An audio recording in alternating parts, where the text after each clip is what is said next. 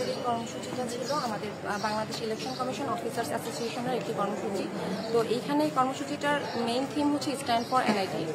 আপনারা ইতিমধ্যেই জানেন যে 2007-08 সালে বাংলাদেশের ইলেকশন কমিশন বাংলাদেশ সশস্ত্র বাহিনীর সহায়তায় একটি ছবিযুক্ত ভোটার তালিকার কাজ শুরু করে এবং ওই সময় এই যে ডাটাটা আমরা পেয়েছি প্রায় 8,10,00,000 মানুষের ডাটাটা আমাদের হাতে ছিল এবং ডাটাটা ছিল আমাদের প্রত্যেকজনের ডেমোগ্রাফিক এবং বায়োমেট্রিক যে ফিচারগুলো আছে সেই ফিচারগুলো সহ ডাটা। তো এই যে ডাটাটা সেটা একজনের সাথে আরেকজনের ডাটাটা ম্যাচ হয়ে যাওয়ার সম্ভাবনা একদমই ক্ষীণ ছিল এবং আপনি ইতিমধ্যেই জানতে পেরেছেন যে ইউএনডিপি কর্তৃক আমাদের উপরে যে সমীক্ষাটি চালানো হয়েছে সেখানে দেখা গিয়েছে যে আমাদের যে ডাটা সেই ডাটাটা হচ্ছে 99.7% সঠিক রয়েছে। তো আমাদেরটা আমরা বলতে পারি কোনো ফ্লোলেস একটা ডাটা আমরা এটাকে বলতে পারি।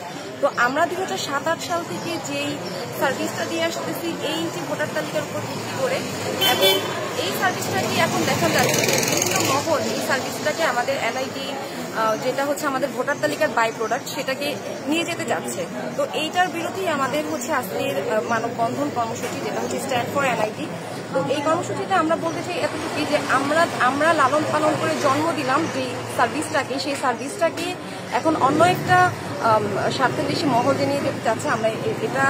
আমরা এটা প্রতিবাদ বলা যেতে পারে এবং হচ্ছে আমরা চাই না যে আমাদের রক্তে মাংসে পরিশ্রমে গড়া যে এনার্জিটা সেটা অন্য কেউ নিয়ে যাক আমাদের সার্ভিসটা। এবং আমরা পাবলিককে শতভাগ চেষ্টা করছি সুন্দরভাবে সার্ভিসটা দেওয়ার জন্য, পাবলিক যাতে হয়রানির শিকার না হয়, পাবলিককে সুন্দরভাবে সার্ভিসটা যাতে তারা সহজভাবে পেতে পারে এই জন্য চাচ্ছি। আরেকটা বিষয় আমি এখানে বলতে চাই যে আপনারা যে ওনারা বলতেছে যে এনআইডি ডেটাবেসটা নিয়ে যেতে চাচ্ছে। আসলে এনআইডি কোনো ডেটাবেসই নাই। ডেটাবেসটা হচ্ছে আমাদের ভোটার তালিকার ডেটাবেস। সেই ভোটার তালিকার ডেটাবেসটা তো আমরা কারো হাতে দিতে পারি না, কারণ আমাদের একটি সাংবিধানিক ম্যান্ডেট আছে যেটা হচ্ছে সংবিধানের 119 নং অনুচ্ছেদে আছে ভোটার তালিকার সংরক্ষণ, নিয়ন্ত্রণ, রক্ষণাবেক্ষণ সবটাই হচ্ছে বাংলাদেশ নির্বাচন কমিশনের কাজ। তো এখানে আমরা আমাদের ভোটার তালিকার যে ডাটাবেসটা সেটা কাউকে দিতে পারি না। সরাসরি বলা যায় যে এনআইডির কোনো ডাটাবেস নেই। ডাটাবেসটা হচ্ছে ভোটার তালিকার ডাটাবেস। এই ডাটাবেসটা হচ্ছে আমরা কাউকে দিতে চাই না। এটা হচ্ছে আমাদের সাংবিধানিক ম্যান্ডেট পরিপন্থী কাজ। তো এই কারণেই আমরা আজকে দাঁড়িয়েছি যে বিভিন্ন মহল যে চাচ্ছে আমাদের এই ডাটাবেসটা নিয়ে যেতে, আমরা এটার তীব্র সমালোচনা করছি। এই কারণে আমাদের আজকে অফিসার্স অ্যাসোসিয়েশনের প্রোগ্রামটা সফল করার জন্য আমরা এখানে দাঁড়িয়েছি। ধন্যবাদ। আমি আসলে এখানে আসছিলাম, আমার নামের একটু কারেকশন ছিল, নামের মধ্যে আমার মোহাম্মদ শব্দটা উঠে নাই।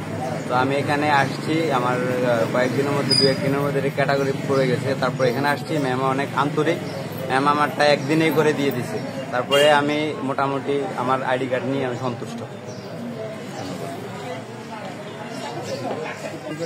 আসসালামু আলাইকুম।